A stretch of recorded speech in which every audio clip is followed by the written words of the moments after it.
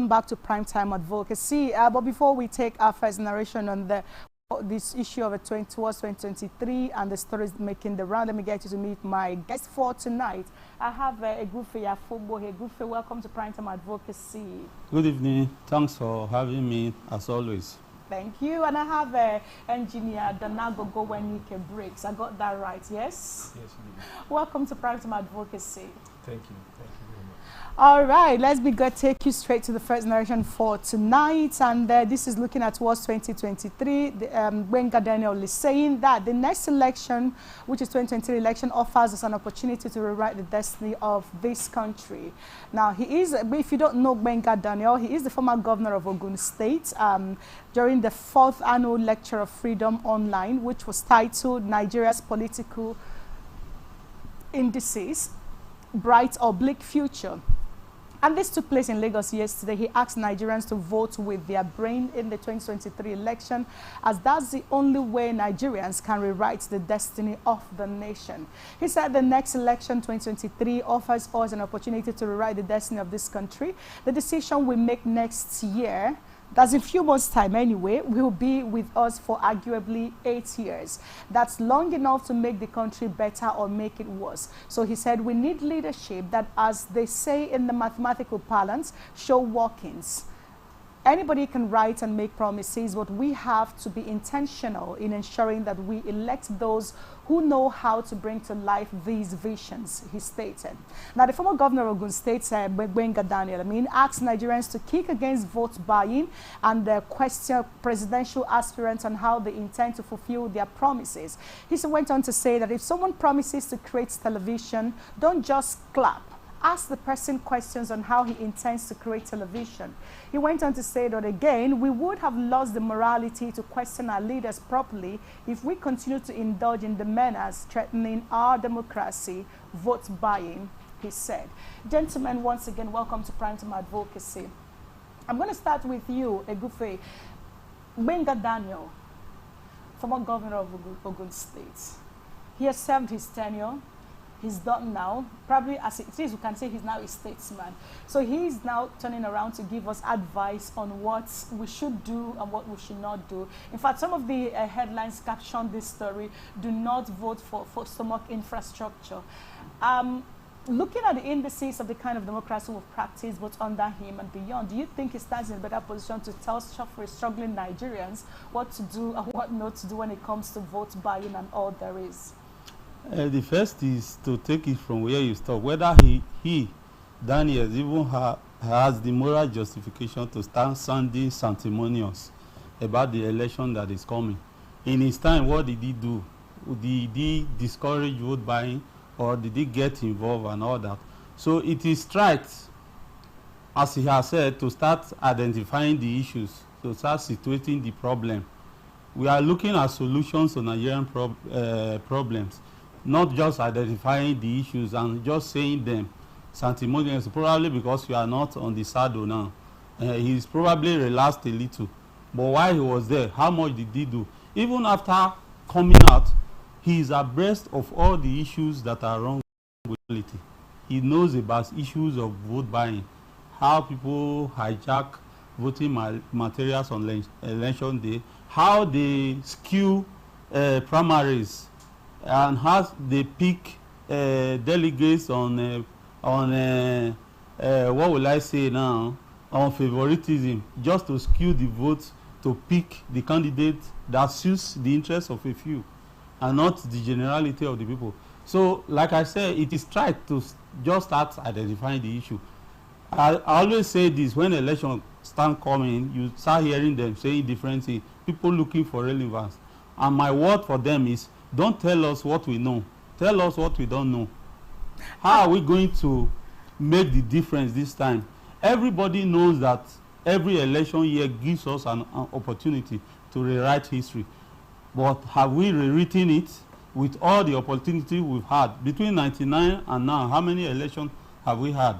Have we been able to? And you're looking at the polity now, the same dramatic personnel, the same persons that have held us wait since 1999, they are still the people that are clamoring to pick the tickets for the key parties. So how are we going to rewrite this so-called history if we don't do the right thing towards the election? We say it always. You don't do the same thing the same way all the time and expect a different result. I like to put it this way. In the same way it goes, you don't say the same thing the same way all the time and expect to make a different impact. That's the way I will put it. All right, thank you so much there. Like you said, don't tell us what we already know. Now, Engineer Briggs, the issue here when it comes to Benga Daniel, no doubt in his mind he's trying to say, oh, no more stomach infrastructure and what have you. But he made a very salient point, no matter how we look at it. And that salient point is the fact that the decision we make in selecting the next president, the next leader for whether at the state level or at the federal level, is going to determine the outcome of our future in the next 8 years. What is your take on that? Okay, basically, what he said is actually right. But just as my friend said here, these things, you only see them when you are getting close to the election. Then we begin to see everybody bringing their own level of knowledge and all that. But the truth is that what he said is actually right. We cannot now capitalize our elections, especially now that the Electoral Act Bill has been passed, based on what has been happening in the past few years. The past few years, you have to go through the process. Voting, to me, in my opinion, has never counted. What we had was people being selected and not elected, because everybody had some level of candidates that they had interest for. You understand? So I feel that what he's saying is just like what Peter Obi said a couple of days back. That this coming 2023 election, whatever we do will determine the future of Nigeria, which is excellently correct. It will determine the future of Nigeria. What have been happening since is people going to the polling units, printing on the ballot paper. Ballot paper is carried to, put in the ballot box, and is now carried to the collation center to INEC office and all that. And in the process of all that, some funny people will be in some other room, printing on some other materials, and then you begin to, that's where the whole rigging comes up. But with the Electoral Act Bill, it might not be like that. You see, rigging might not take place, but there will still be, this is Nigeria, there will still be some level of what they call it, electoral malpractices. It's different from rigging, and all that. So he is correct. If Nigerians don't take the bull by the horn now and decide on their own to go out, get their PVCs, go out and pick a leader that has character, not a leader that is talking. It's not by saying things and making fat promises, and at the end you don't have the character. Your character tells us what actually we are picking. So that's my take on it. I don't think what he said, because in terms of that opinion is wrong, but what I feel is that he's telling Nigerians what Nigerians have to do about it is to act and stop complaining. We have passed the stage of complaining. The president has given us that opportunity by signing the Electoral Act Bill, so let's act on it. Now, speaking of Electoral Act Bill, Section 84, go to Nigeria Twitter, is trending as we speak. The Senate is saying, oh, they are going to appeal to ensure that what is will no longer be what will be. The question about the Electoral Act Bill again, the Electoral Bill is amendment is this. Are we ever going to see an end to this issue, the amendment of the Electoral Bill, and what is the outcome? What is this going to look like? Francis Okoye was saying the other day that if nothing is done with some of the issues that may end up affecting the 2023 election, with all the drama going on, I don't want to call it a charity, out of respect for all the work put in them, but with all the drama going on when it comes to Electoral Act Bill, and looking at 2023, are we going to see a smooth sail and not another story of there was server and there was no server like we saw in 2019? There's a reason I haven't paid much attention to all the debate and arguments about Electoral Act amendment. You know why? Even the laws we have before now that we are trying to amend, we just pretend that it is the weaknesses in the law that have made our nations fail. But it is not true. There's nothing in the law we had before now, in the Electoral Act we had before now, that says people can wear uniform, go to an election area or a collation area and use the force of arms to take voting materials or seize the electoral process, hijack them somewhere and nobody will get punished and at the end of the day. There are sanctions in the law for all this before, but they were not followed. The way I look at it, you can't legislate attitude. We always say it. It is not the law that has all been the deficiency in the law that has made us have this kind of the electoral setbacks that we've had over the years. It is that lack of will to even implement the ones we had before. If you look at all the issues of election rigging, frivolous court judgments that you find after elections and all that, they are not a function of the law. People can capitalize on some loopholes and some gray areas and give us some opinions and judgment and all that.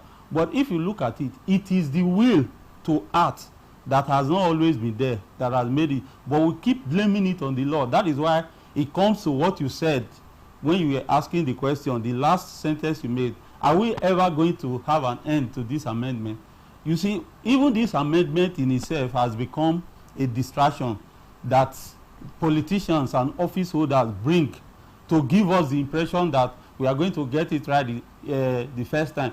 And that is why you also see that every time they do it, they always make sure when it comes to amendments that we really take away all the setbacks, all the shenanigans that they bring into election. They find argument, they bring argument to it. Look at the issue of electronic transmission that made the president to reject the first bill that was passed and given to him. He rejected it, and the House had the power to veto. They didn't. So all of these things goes to show that no matter how much amendment you make, if there is no will to implement that amendment, we are going to be running the same circle and stay where we are before. Okay, over and over again, I guess. Now, Engineer Briggs, the issue of vote buying, the issue of stomach infrastructure, we are looking towards 2023. There are civil society organizations talking about it. The government, but the government don't seem to see that there is an issue with this. INEC particularly, one would have expected that as we are looking towards 2023, there would have been maybe jingles, commercials, or dramas, or whatever, or anything that can get to create a proper orientation for the people as we go towards 2023. Do you think this government, the Nigerian government, can ever get to the point where they say, okay, let's begin to address the issue of voter apathy, vote buying, or stomach infrastructure, as the case may be? Okay, first of all, I think when something wants to be changed, there should be a purpose, and people should have vision. America today was built by people standing for something and not going for the next election. You see, we have most politicians in Nigeria that are going for the next election. So before they even finish, when they get the first 10 or 4 years, before the first year is over, they've started having small groups. They've started having small meetings, planning for the next election, not standing for something. Abraham Lincoln, fought and ended the slavery in America. That is standing for. Today, he's remembered for it. Lincoln Yu of Singapore stood and removed Singapore out of Malaysia. Today is remembered for it. Mandela stood, even when he came out from, I was listening to a documentary by Miles Moron, and he said when Mandela came out, and the first place he came to was the Banana Republic. And when he came, he asked, the Prime Minister had him on a meeting, and then they invited 16 top people, and my son was part of it and all that.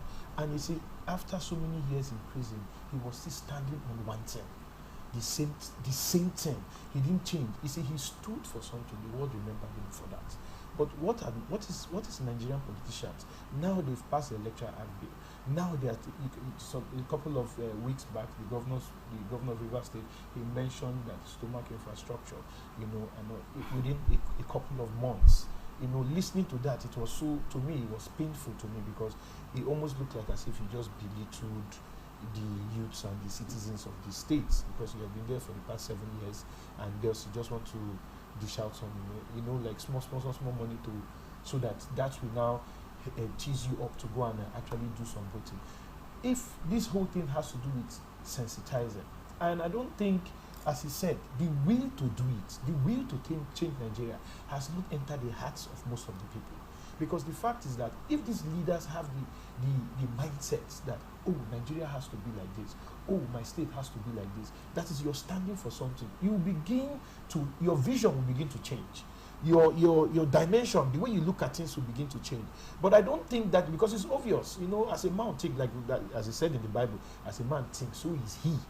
You understand? What they think is what they actually say. And then it's now left for us who are trying to see a better Nigeria to start sensitizing, start talking to people. Like personally me, I've been talking to a couple of youths. I have a team. We're trying to tell them, make them understand that, look, there is your vote will count. Because there's this notion that votes don't count. And it has become a dogma from when elections in Nigeria started, just the way corruption is a dogma, everything has just been like that. It's flowing.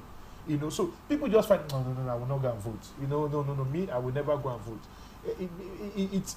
It is pathetic, because now we're now looking for how to change that and make them understand, which is why the politicians, the government is supposed to have, yes, a lot of television programs, jingles, radio, billboards, telling people your vote count, but nobody's doing it because everybody has his own personal interest. Before we go into the second story for tonight, so do you think there will ever be an end to the issue of vote buying of stomach infrastructure, which Wenga Daniel was warning against 2023? Nothing is impossible, really, but the simple solution is there: good governance.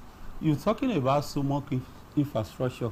There is no amount of sensitization you do that will make a hungry man not embrace stomach infrastructure. These politicians use hunger as a weapon when election is coming. You will even hear people saying it when election is very near now. Somehow, cash liquidity will be strong. People won't be seeing money. Money will just disappear. You just say people don't say there's no money anywhere. There's no money. Government is no longer running contract and throwing money around. Everybody is amassing the money for election. So when politicians, and that was the word I said before, that politicians say something and do another, they weaponize hunger, so that when election is near, with 500 naira, your vote is bought already. So if they start doing it, it's going to be good. The only thing you can do is good governance. Now you have the national grid has collapsed. There is no power. Where there is no power, you also have no fuel anymore. There is no fuel. So these are two alternatives. So you don't have that. That is affecting, because as transport is going up because of the hike in fuel, everything is going up. So they are creating hunger again because election is coming. So how do you avoid stomach infrastructure where the majority of the people you expect are hungry?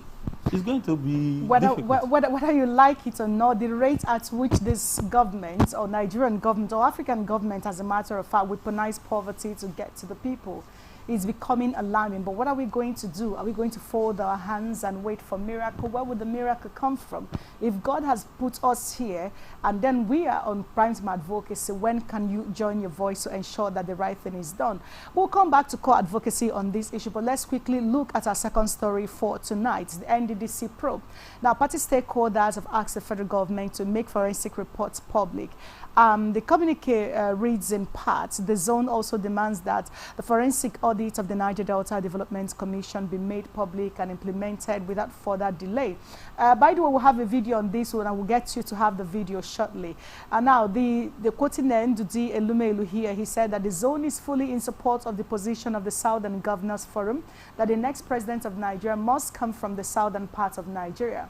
They also went on to say that the zone frowns at the continuous violation of the NDDC Act by the use of sole administrator in the management and running of the agency, and called on the federal government as a matter of urgency to constitute the governing body for the NDDC. Let's just get to bring a short video on where when they had their PDP had their party regional party conference recently, and then they hear Ndudu Elumelu, and then we'll come back to the story. The zone frowns at the continuous and unlawful violation of the Niger Delta Commission Act by the use of sole administrator in the management and running of the of the agency and calls on federal government as a matter of urgency to immediately constitute a governing board. The zone also demands that the forensic audit of NDDC be made public and implemented without further delay. The zone is fully in support of the position of the Southern Governors Forum that the next president of Nigeria must come from the southern part of Nigeria.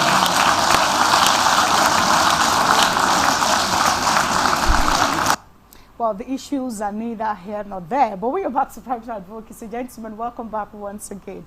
Over the weekend, no, that was on Monday, as a matter of fact, the South-South PDP caucus met, and then this was one of the outcomes from the communique that they passed. Engineer Briggs, I'm coming to you right now. The NDDC probe, they are demanding, first of things they demanded primarily was on the release of the forensic audits that was done, and of course the issue of having the board, the issue of the board. What is your take on this communique? Forensic audit, number one, helps to reveal cases of fraud. You know, so that's actually what the whole forensic auditing is all about. And I think it is necessary for a country, for a state, whatever. It is very necessary. Being open,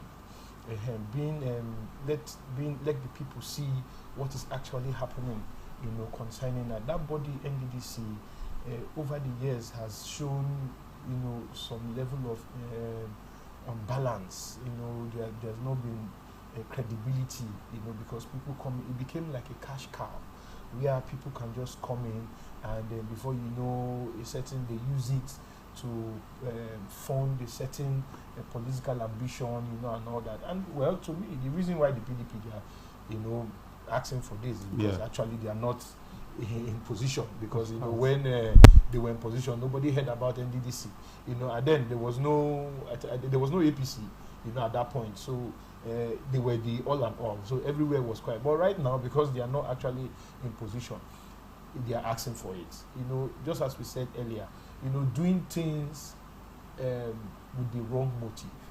You understand?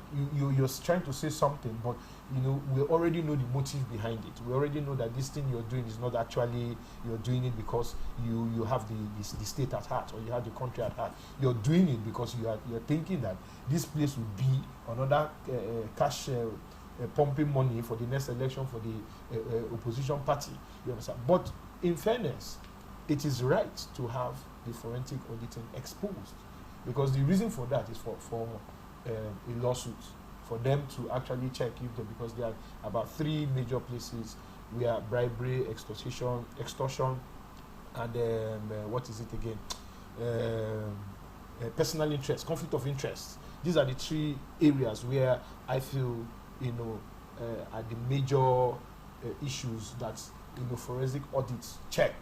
You know, because conflict of interest, meaning you are trying to impose somebody and saying that, oh, you're doing business with the colleague, or this at the detriment of the company, using the money, and at the end you benefit, those people benefit. Extortion is you make use of the cash, you're exploiting it, you do fake invoices, you know, and all that, just to, and bribery, of course, you know, you pay people to, you say, if you don't take this money and give me this contract. So those are the things that forensic audit has to expose, because over the years, where has this money gone to? Where has this road? Because to me, all the NDDC roads in Port Harcourt or in anywhere, to me, is disposable.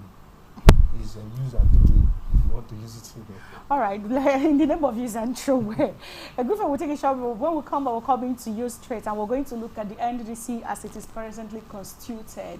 Is it really serving the purpose for which the body was created, or should the Niger Deltans begin to advocate for a proper change to come to stay, so that they can have the benefit or the dividend of why that body was constituted? But we'll take a short break, or we'll come back. We go straight to that.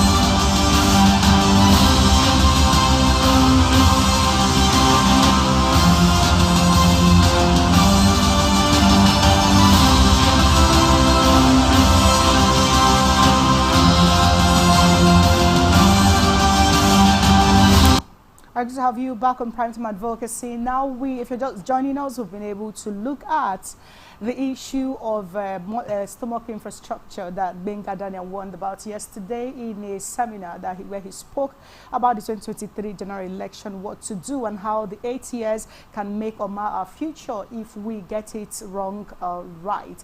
And now we're looking at the NDDC probe. PDP caucus, the region met, and they are demanding for, one of the things they demanded was for the NDDC forensic reports to be made public. And now, if you remember vividly, a lot has gone on with the NDDC. A lot. If you have been following the stories from the time while Joy was in office, prior to Joy being in office, the battle with Akpabio, and this was made so public. They were both accusing themselves to and fro. How over 81 billion or million thereabouts was stolen, and nobody could account for it in 3 months. And the questions the Nigerians were asking at the point: do you know how many children's specialist hospitals that this could have built for the region? There isn't one. They have had the NDDC for years now. Like Engineer Briggs said here, they can't even have a quality road around the Niger Delta. Nothing they can really boast of anything. Not the scholarship, nothing practically that you can say, okay, this is one big thing we can say that the region has achieved or have presently as a result of the NDDC. So before we took a break, I was asking a good faith, do you think that the board, as it is right now, is delivering on the dividends that for which the government set it up? Or is there something, if not, what do you think should be done? Okay, for some of us who are quick to lose a sense of history, Google has come in to be very helpful to us. If you go back and just Google NDDC probe, you will discover that a lot of Nigerians, majority of Nigerians, never had any credibility, never had any confidence in the setting up of the probe. Not because the probe is not important, as Briggs has highlighted. It is important. Forensic, the word forensic that is even added to it for professionals in accounting field. You know why there was added forensic? Because audit is audit. But it was forensic, it had to be forensic because there were a lot of allegations of embezzlement, of contract scam, of a lot of things. But because, as always, when these policies are coming up, the intention of the leaders is always different from that of the masses. There was never an intention to do a sincere forensic audit from those who advocated or brought the idea of forensic. Otherwise, we would have had the results. And you know that even if you had that forensic audit now, I can bet anybody that there will not be anything strange in it that has not been unearthed before. Because you discover that while they were talking about forensic audit, Akpabio, the sole administrator and caretaker board were already compromising or preempting the content of what was supposed to be forensic, because they were bringing out the issue. They talked about an individual who was collecting £1 billion every month for just collecting the counterpart funding from the oil multinational. You talked about people who were using water hyacinth project to make money without doing anything. So they already mentioned a lot of things that would have been contained in the forensic audit. And now that the audit is out, you want to ask, what will stop them from bringing out the forensic audit? Nothing.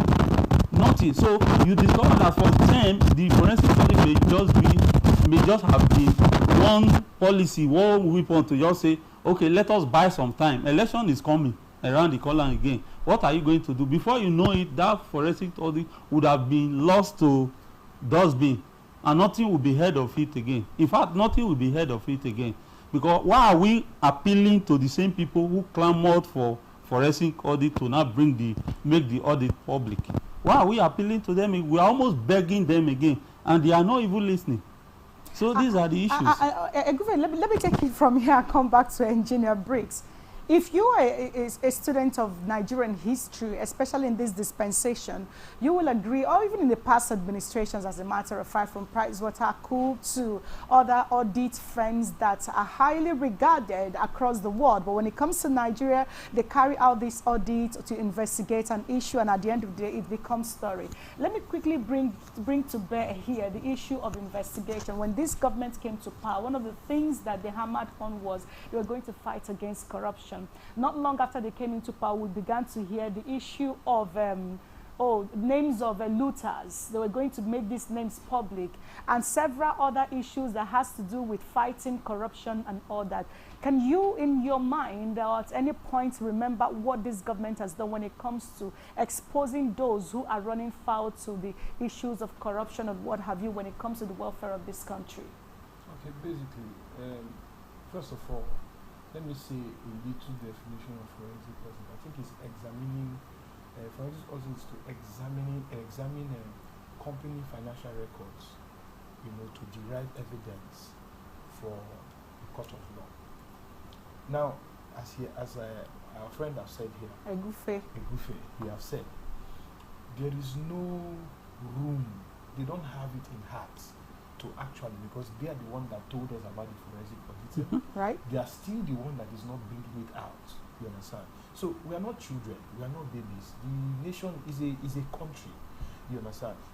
Seeing that they have been practicing from the onset. This thing is change of power. They were in PDP, and now they are now in APC and PDP. So it's the same people, 6.5 dozen. It's the same thing. So. I always ask people, NDDC is as big and as powerful as UBA. It's as big and as powerful as Share. You see, these people practice the same, it's a company, the same organogram, the same processes and all that. But ask yourself, why is it that UBA is working? Why is it that Chevron is working? Why is it that people can't just steal money or tell stories in a bank? But when it comes to government parastatals, all manner of stories are told, all manner of misbehaving. Because it is the reality is that there are no principles, there are no ethics that are binding just the way you see. Somebody that works in a company or in a bank goes to work at 7 o'clock. He knows that if he doesn't go, there's a discipline for him. There's a disciplinary measures for him. But you see somebody that is going to NDC, he goes at his own time. He knows that this is the system. He can just pay some money here, and get it done. And this thing that over the years has grown to be a monster. NDC has now grown to be a monster. Other foreign companies today, every other foreign national, they are all operating well. They are all working. Why will it have to be when it comes to Nigerian government parastatal? And you find out that you have those issues very vacant. You go to, for example, you get into FCMB Bank, everybody is straight up. The management, the marketers, everybody is doing what they are supposed to do. There is no problem. You cannot hear that they stole money. They deal with the same billions that NDC is dealing with, but you can't hear any of those things. But when it comes to NDC, you see a whole lot of stories. The water hyacinth project has just been I don't believe a bag of money, because they don't even give it to professionals. They just give it to settle people. They just give it out to settle people. All right, so because of our time, I know if we have something to say, but I mean, we can't really exhaust it all. But there's a very interesting story here that we need to actually talk about. That's the issue of Abba Kyari. If you all have been following the story of it, he used to be one of those, in fact, he was tagged Super Cup. But guess what? The National Human Rights Commission is coming out, boss is coming out to say something. They said that, and this is coming from the Executive Secretary of the National Human Rights Commission, Mr. Anthony Ojukwu, who is a senior advocate of Nigeria, has revealed that suspended Deputy Commissioner of Police DSP Abba Kyari was shielded, how Abba Kyari was shielded from facing numerous cases that were filed against him since 2008. He said, Ojukwu said that while he was speaking at the capacity building retreat of the House of Representatives Committee on Human Rights, which was organized by the Policy and Legal Advocacy Center PLAC. He further disclosed that all the petitions against the CP Kyari bordered on human rights violations. He said he himself, Ojukwu said that he summoned Abba Kyari up to 8 times, but the authority shielded him. Every time they would say that he traveled to Lagos, Kaduna, or somewhere else. He had so many issues and cases that were brought against him pending before the commission. Since 2008 to 2009, we have been summoning this officer because he had so many petitions against him, but he was celebrated as a super cop. Oh, there it is. Now, Ojukwu is saying, thank goodness that God has used another way to bring him into account, Ojukwu added. He said if you do anything while he was now referring to the National Assembly House of Rep member, where he said, general statements here, he said if you do anything while in power, you will definitely answer for it, no matter how many years it takes, Ojukwu stated. Gentlemen, this is our last story for tonight. If I'm coming back to you now, Abba Kyari, Nigeria Super Cup, from hush puppy to the recent one that did not nailed him, which was the NDLA drug cartel issue, while he was, having his chiefs and controlling drugs and all that. The big question is, human rights is coming to say, we have been inviting this man. This is a known fact that he has had human rights abuse issues. And now, of course, the issue of drugs and bribe and all what have you is also tied to the mix. From the SSS to the DSS to the EFCC to the ICPC to the police to the, just name all the security agencies we have. Do we lack such intelligence units in these arms of the security agencies that nobody could figure out Abba Kyari for this number of years until it got to this point? I wish the Ojukwu that said all this were part of the discussants here, so that we'll put the question to him. Against, it's all about Nigerians trying to be sanctimonious again. Okay. Because what he even said was self-indicting. He was even indicting himself. Because you have all these issues about Abba Kyari since, it is your duty of your commission to bring him to book. And you start saying that every time you invite him, somebody says he has traveled. What kind of excuse is that? He has even failed in his duty, and he's indicting himself without knowing it.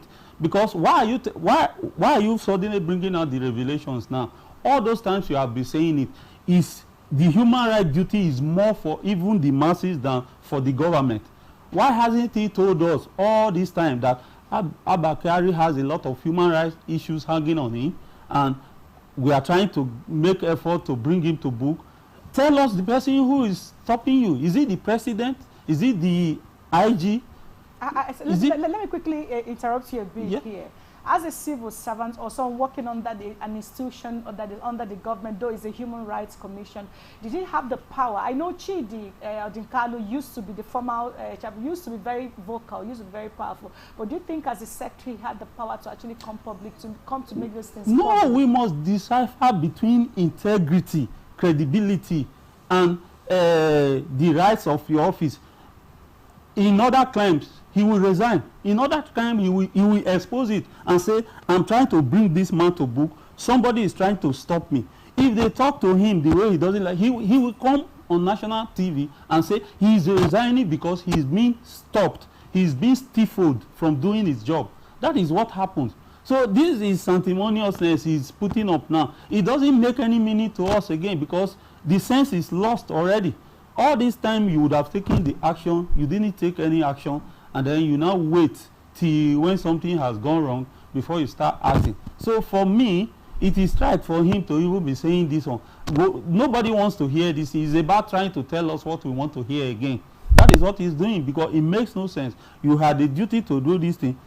Like I told you before, we see it all the time. Abroad, he would have insisted that it is the duty of the Human Rights Commission to bring him to book over this thing. But you know, see, as he's saying this thing now, some other Nigerians who are weak may have committed one or two things that are not as grievous as Abba Kyari has done, and they will be brought to book, they will be punished. But here is a government official we call it, we'll be celebrating him as super cop, a good investigator and all that, and he has all these things. And the truth is that it's not like there are agencies that didn't know, like the Human Rights Commission now. They knew, but they keep it, and you say it's officialdom that he's not supposed to say. But elsewhere, somebody will come out, put his integrity on the line and say, this is what we must do. This is what the law says. This person should be brought to the book. And if somebody is trying to compromise that, he will come out open at 10 Nigerians and say, for this, I'm no longer working in this place. That is what he should. But this one is doing, he's just indicting himself. Egufe, you cannot come and finish this man like this on this show. But that's the truth. He's indicting himself. Let me come to Engineer Briggs. The Abakiari's probe and the outcome as it is presently, to a lot of people it was not a surprise, because a lot of people saw signs of this, even though the human rights arm did not bother to make these things public like Egufe said. But it took the FBI to pull down Nigeria's Super Cup. Now imagine the number of lives that would have lost in the process of covering up for this man, and people in authority within the Nigerian police and beyond acting as if they don't know what was going on until the FBI hush puppy was caught, and then they traced to him, and then we are where we are today. Take a moment and give us an analogy of what could have been happening within the Nigerian police, how innocent people may have gone down for what they do not know about in the name of bureaucracy or keeping mum in order not to lose your job. Well, since the inception of the Nigerian police in 1930, unprofessionalism, corruption, name it, all form of crime has always been going on. It has been there, but we're in the 21st century where a lot of things have been exposed right now. Number one, I wouldn't say that the NHRC boss has failed totally. He just, because he's a total failure. In the Western world, you see there are institutions that would have actually petitioned him and said, look, you're not doing your job. For little things, people can take you to court. It's an avenue for a lawyer in the Western world to make so much money. Because sorry to interrupt you. You say a lawyer. He's a senior advocate. There are other chambers that will be watching. There are other chambers that will be watching, and they are waiting for He's a big shot. Senior advocate is a big shot. The former president, Bill Clinton, was tampered with. Donald Trump was tampered. There is nobody they don't see. If you're practicing democracy, practice it well. You can't be coming out now when the milk has already been spilled. Then you are telling us that this is a failure already and all that. They're talking about all the issues that has now been happening, and people are, because of the fact that Nigeria has come to a place of survival. The police commission is now a place of survival. I think most of them want to be in Nigerian police. Some of them, there are people that love to be in Nigerian police, but they cannot go. They have intelligence, they are smart, they cannot go because of what the lifestyle will take. So the people that don't want to be in Nigerian police and say, no way, before I die here, let me go and hold that one. It's better for me to die and let Nigeria know that I died. You understand? So in the midst of, coming and becoming a part of the Nigerian police, they join and they see a lot of frivolities. Just some days ago, a couple of days back, somebody that is into logistics, since the logistics bike were bound, he started using his car to do some logistics. So at some point, I think his car was bad. He now told one of his bike drivers to go and deliver so thing to somebody. You should take boats. And they used the boat and all that. And then the police caught him, stopped them and caught them. And now, the next thing he got in his phone was that his driver now sent him now saw a message. In fact, they were throughout that day till night, they didn't hear. Now sent a message. The message was that the Nigerian police has caught this. They saw him with 8 rounds of live firearms, and then they saw him with 8 parcels of Indian hemp, and that he should come to the police station and this and now they did not give the address of the police station. So which police station? There are close to how many thousand police stations in Rivers State? So the person went to the Commissioner of Police office, you understand, to go and make a complaint there, and then they now radioed and say so information has been sent out, so person has been caught, this is the person's name, please which station? Nobody came up on that end. You know what the policeman said in the commission of police? He said they know that they will not talk because they want to come and remove their chocolates. Because if they talk, they will come and bring the case to the commissioner's office, to the commissioner of police in Moscow. That thereby, the money they want to extort because of that false allegation they put is gone. So you see, these things, the people are now living a life of survival. So therefore, they are shutting their hearts, shutting their conscience to integrity, to the rule of law, to possibilities. They don't want to know if you want to die, die. I've been driving my car one day and somewhere around Food Garden, a police Hilux just double crossed me. Wow, from the corner. And about 8 of them came out from the car. You understand? I'm a PCRC member. And 8 of them just came out from the car. Good thing I had my ID card with me and all that. As they came out from the car, I think the head of the policeman, he came out and he was staggering. He opened my car. In the middle of the road, though, like as if I was wearing a native, you know. He just opened the car and said, "You come down here." And I brought out my ID. I said, "Officer, well done. See my ID card." He carried the ID card, threw it on the road. I brought out driver license, he threw it on the road. This guy was soaked with alcohol. He was soaked. Was this in the daytime or in the broad daylight? This was within 11, 12, 1 in fruit markets towards a D-line. He was soaked with alcohol. I was looking at this guy. So at that point, I had to use wisdom. I had to just keep quiet as he was talking. I said, "Oga, I'm a PCRC person." He just looked at me, closed the door, more they go. I went inside the car and they left. You can imagine such scenario. The truth of the matter is that when we keep looking at the issue of the Nigerian police or the institutional misdemeanor from where up to down, irrespective of who is involved, we may not be able to live here today. But gentlemen, let's look at your core advocacy on all the issues we've looked at today. From Benga Daniel, Customer Infrastructure comments, to NDDC probe by issues around NDDC probe by making the forensic public, and of course the last issue we looked at, which is the NHRC issue and all that. What are your core advocacies? Starting with you. Well, I said it before that Benga Daniel should not tell us what we know. He should tell us what we don't know. Nobody should come and tell us that a good opportunity to rewrite history is desirable. Everybody knows. How do we do it? How do we do it? It is only good governance that can change the Nigeria we expect.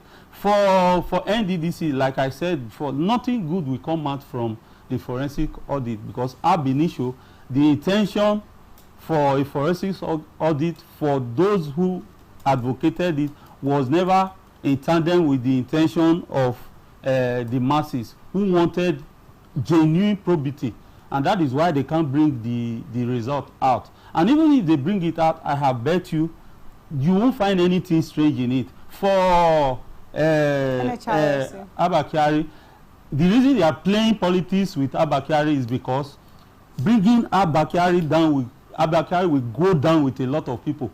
We are just acting as if only Abba Kyari is involved in all these things. He is not the only person. There are people in the hierarchy of the police that are even bigger than him, that knew all he was doing.